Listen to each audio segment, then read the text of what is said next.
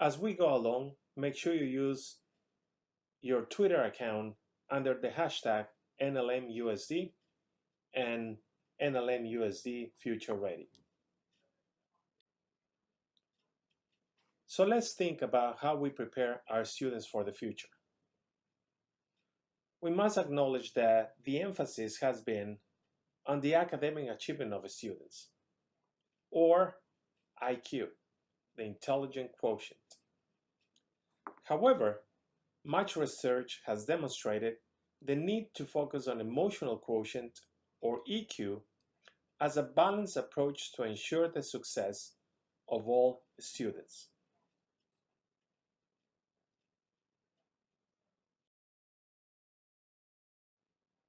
Why do we do this? Why do we have to pay attention to both of these areas?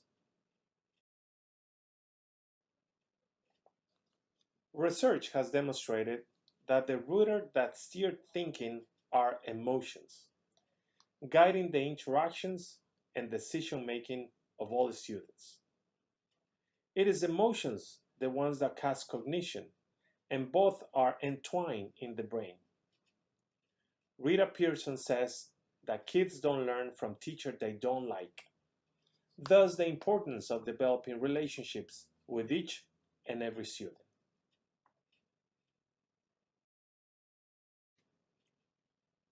To do this, start with a simple greeting, a handshake, a fist bump, or a hug. And we challenge you to find something to love in every student.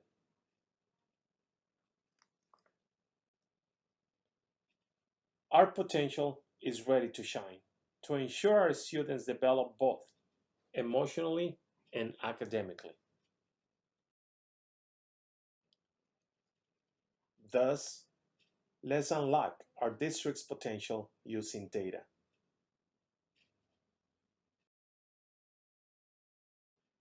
First, an exercise we did together. Have 3 students sit in a row and hand them a piece of paper.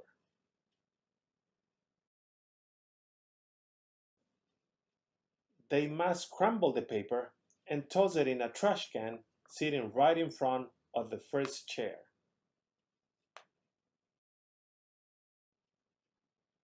If you notice, those students sitting in the first chair have an advantage and more than likely will hit the target without any problems.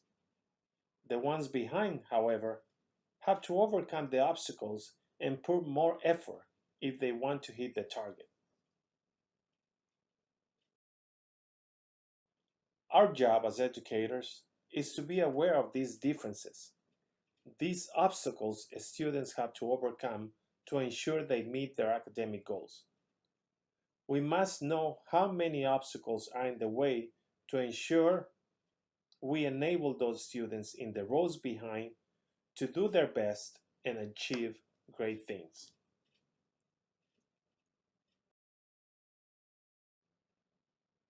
Some of these obstacles, we have called them headwinds. And they are poor attendance,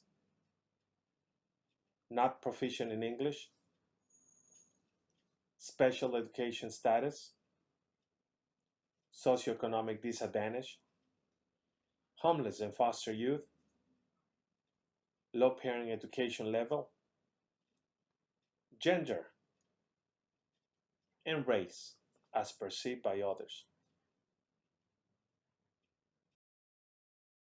What we did at the district is assign a value of 1 to each of these obstacles, or what we call them headwinds. The more headwinds you have, the more difficult it is to achieve your goals. If you notice in the graph, the ones with 9, 8 headwinds are the ones that are at risk. Interestingly enough, in 2017, this was the academic performance of our students based on the number of headwinds, 0, 1, 2, all the way up to 8. We want all students to be in levels 3 and 4 of the SBAC, yet you see the majority are in levels 1 and 2 of SBAC. Look at the change in 2018. Our students are moving ahead in the right direction. More students are shifting to levels 3 and 4. Same with math. In 2017, this is what the data shows based on the number of headwinds. In 2018, this is the change. Definitely a positive one.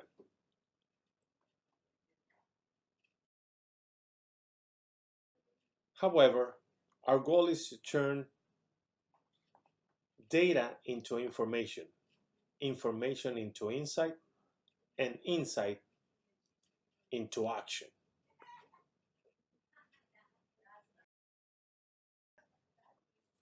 Take a minute to think about what actions you can take in overcoming the headwinds of your students. Share with your partner.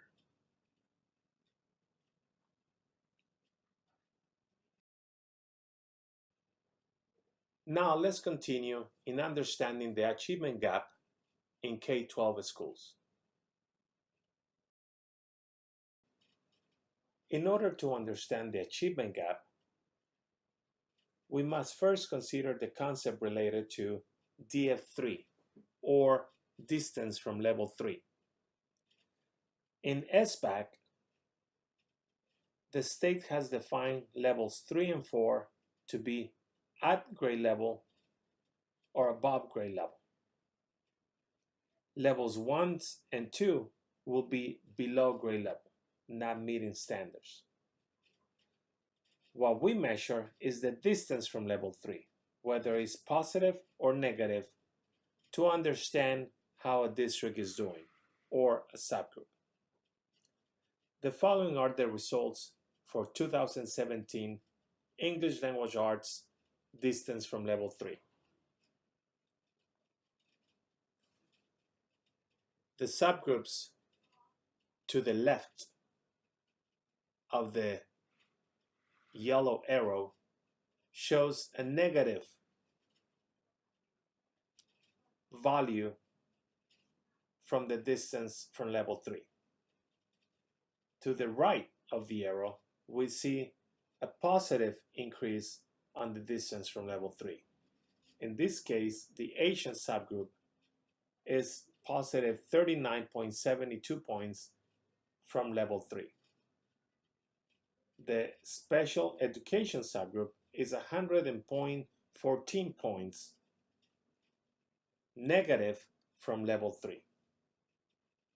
The district overall is 25.78 points negative from level 3. What we want is all subgroups move to the right, decreasing their distance from level 3 if they are in levels 1 and 2, or increasing the distance from level 3 if they are in levels 3 and 4. This was the following indication in 2018 DF3.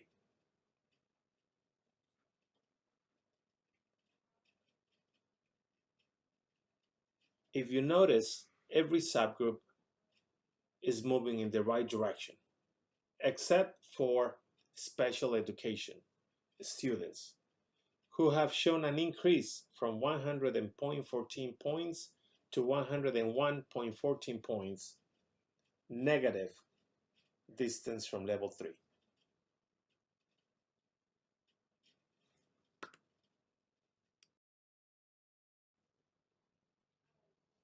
Now, let's look at the same information in math. This is the 2017 math DF3 scores by subgroup. Norwalk-La is minus 60 points from level 3.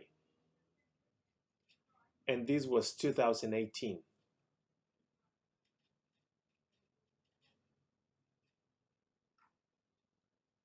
Notice the move in the right direction for every subgroup except for English learners. They increased from 102.9 points to 105.71 points on the negative side. However, as a district, we decreased from minus 60.03 to minus 54.11 from the distance from level 3. Now, let's take a look at the data from a different perspective. The overall picture seems to be a good one for the district. However, if we measure the distance and the growth for each subgroup, we will get a different perspective. If you notice, it's highlighting the growth for one subgroup in comparison to the other one, from one year to the next. If we take this information for every subgroup, we're going to see the following achievement gap by subgroups. This was 2017, the distance and the achievement gap for each of the subgroups. For the Hispanic subgroup, 28 points, Special Ed, 94 points, Socioeconomic Disadvantage, 33 points, and English Learners, 88 points. Our goal is to decrease the achievement gap. These were the results in 2018.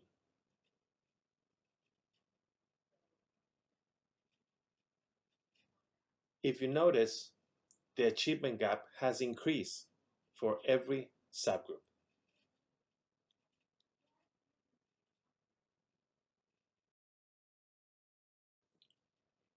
Let's do the same in math and compare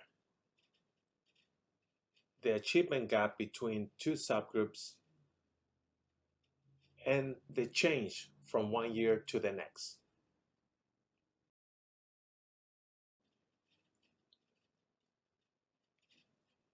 These were the results in 2017.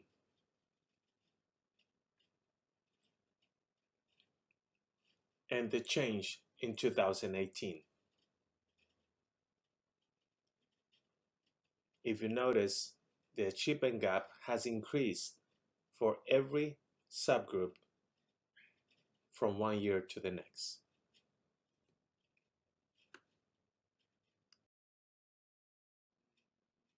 Is it possible to close the achievement gap?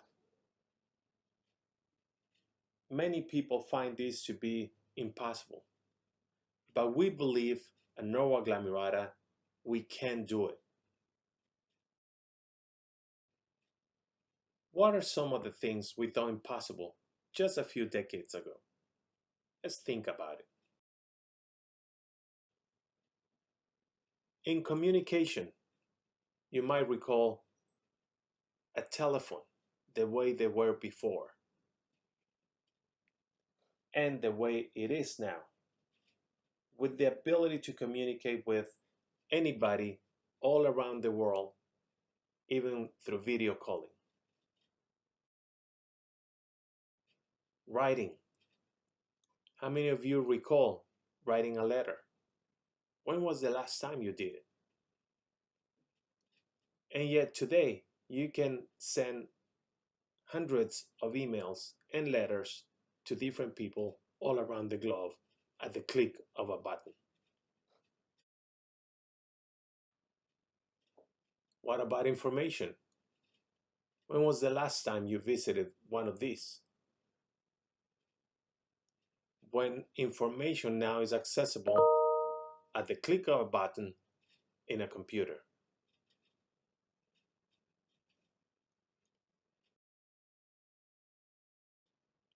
We believe it is possible.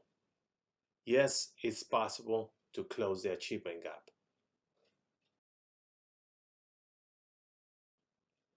Our goal is to build capacity so that the system becomes more equitable for all. How are we going to do that? We cannot do this alone. The achievements of an organization are the results of the combined effort of each individual.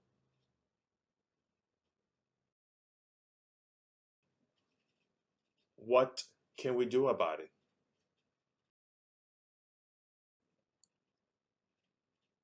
We want to ensure we build a collaborative culture where high quality teaching and learning is shown every day inside and outside of classrooms, as demonstrated by collaborative work, shared decision making, systems coherence, and a data-driven culture.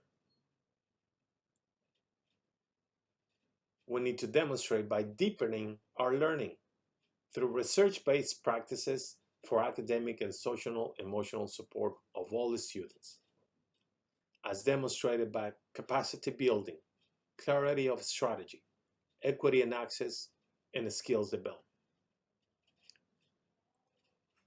And share leadership through college and career readiness pre-K to adults, as demonstrated in relationships, continuous improvement, lead learners, and clarity of purpose via LCAP. So, what is our focus? We focus on literacy, math, and college and career ready.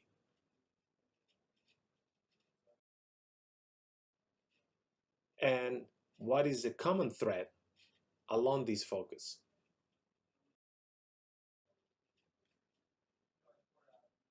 We learn 10% of what we read, 20% of what we hear, 30% of what we see, 50% of what we see and hear, 70% of what we discuss, 80% of what we experience, and 95% of what we teach others. How does this quote relate to your learning experience and that of your students?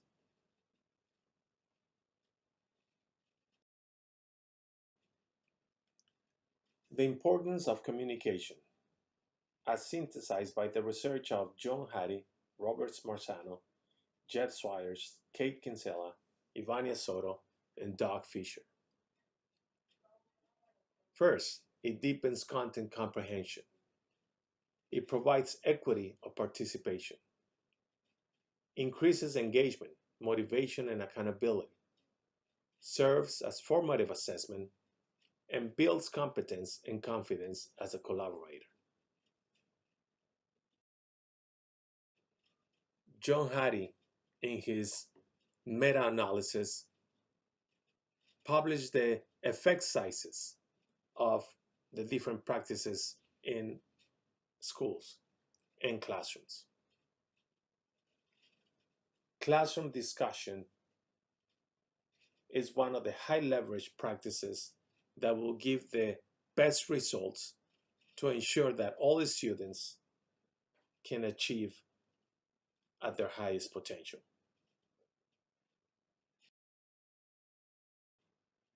So, can we close the achievement gap?